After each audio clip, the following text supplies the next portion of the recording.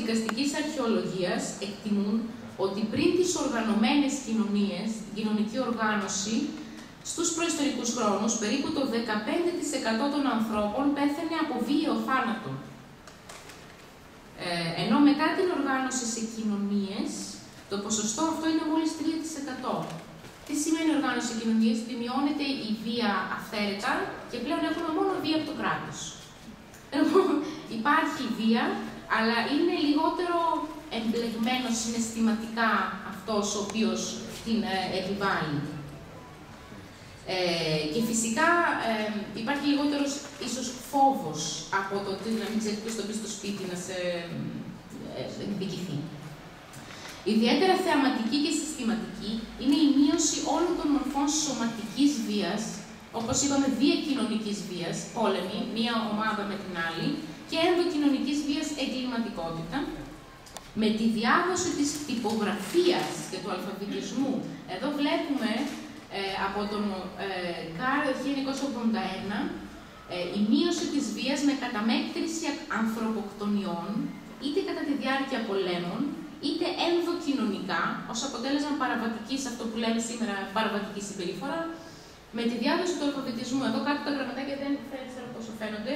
Είναι το 1200, το 13ο αιώνα, 14ο αιώνα, ξεκινάει το κύμα. Στην Αγγλία είναι αυτό βέβαια. 15ο, 16ο.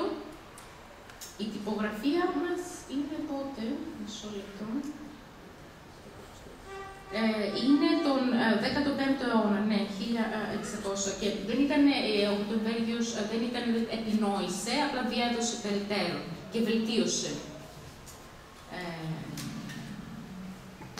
Τα αίτια αυτού του φαινομένου τώρα, γιατί με τη διάδοση του αλφαβητισμού μειώνεται η βία, γιατί με τη διάδοση της γραφής, γιατί μειώνεται η βία, μήπως είναι τυχαίο, μόνο η γραφή διαδίδεται όταν διαδίδεται η γραφή.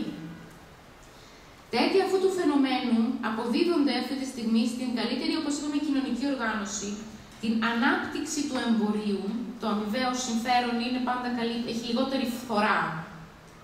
Η βία ακόμα και για τον νικητή. Ο νικητής θα κάνει κόπο για να σκοτώσει, να ασκήσει βία. Που θυμόμαστε ότι η ανάπτυξη του εμπορίου είναι ένα από τα στοιχεία που διαφοροποιούν τον Homo sapiens από τα υπόλοιπα ανθρωποειδή. Είναι το βασικό στοιχείο της μοντέρνας συμπεριφοράς.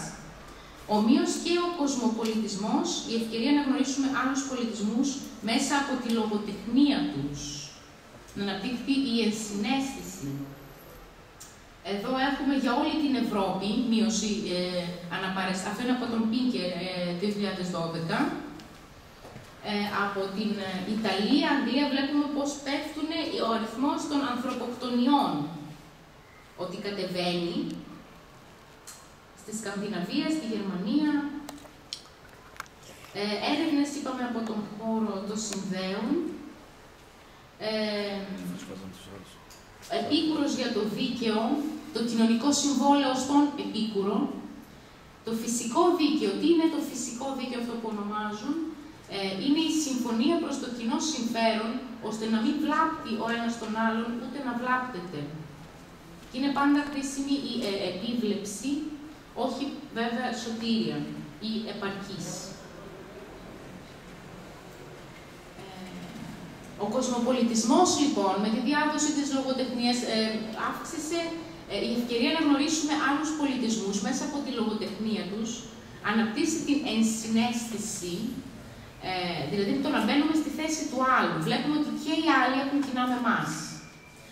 Οι ιστορίες, τα ερωτικές ιστορίες, τα ανθρώπινα πάθη, το μητρικό ένστικτο, η αντίδραση στην αδικία. Διαβάζουμε, ταυτιζόμαστε με τον ήρωα, ο οποίος μπορεί να είναι Άγγλος, Βρετανός, Γάλλος, ο Διγενής Ακρίτας, πούμε, τι ήταν από δύο γενιές, και αντίδραση στην αδικία. Είναι πολύ έντονο το συναίσθημα των πώς νιώθουν αδικημένοι. Δεν υπάρχει άνθρωπος που να περάσει όλη τη ζωή του χωρίς να νιώσει ότι αδικείται, κατά τη γνώμη του. Εν κατακλείδη, η γλώσσα είναι ο άνθρωπος αυτή τη στιγμή, και με τον λόγο και με ό,τι ο λόγος συνδέεται, λόγος ως ομιλία και λόγος ως λογική, είναι που ο άνθρωπος κατασκεύασε εδώ και εκατοντάδες χιλιάδες χρόνια, βασικά εκατομμύρια πιθανότερο, χρόνια, όλο τον θαυμάσιο ανθρώπινο πολιτισμό για τον οποίο θα έπρεπε από κάθε άποψη να είμαστε περήφανοι, σίγουρα απολαμβάνουμε το προϊόν του κόπου δισεκατομμυρίων γενεών αυτή τη στιγμή, που βελτίωσαν αθροιστικά, λιγάκι περισσότερο, αυτό που δωρεάν και εκείνοι παρέλαβαν. Και πιθανότατα δεν ήταν καν ενάρετοι. Αυτά δηλαδή αυτά που απολαμβάνουμε εμείς σήμερα, δεν τα κάνανε ούτε οι στοικοί, ούτε οι πατέρες της Εκκλησίας. Θέλω να πω, δεν είναι υποτιμητικό, απλά αυτά τα πράγματα που χρησιμοποιούμε, που μας διευκολύνουν, στα οποία οφείλουμε το ότι είμαστε ζωντανοί και ότι πονάμε λιγότερο, δεν τα κάνανε άνθρωποι που δεν ήταν ο Γκάντι. Ότι έχουμε, θα πρέπει να νιώθουμε, είναι δικαιολογημένο να νιώθουμε ευγνωμοσύνη προς τον μέσο, όχι πολύ καλό άνθρωπο. Και αυτή είναι η πληροφορία που μας δίνει η πραγματικότητα. Μετά λοιπόν από όλη αυτή την ενδεικτική μόνο περιδιάβαση και την παρακολούθηση της ανθρώπινης εξέλιξης, βιολογικής και πολιτισμικής, είδαμε λιγότερο τη βιολογική, και όλα τα επιτεύγματα που έγιναν με το λόγο, τα επιτεύγματα, και ο ίδιος ο λόγος είναι επίτευγμα. Ότι μιλάμε, ότι έχουμε μία γλώσσα, να συνεννοούμαστε με αρκετό βαθμό επιτυχίας πολύ συχνά, είναι ένα δώρο.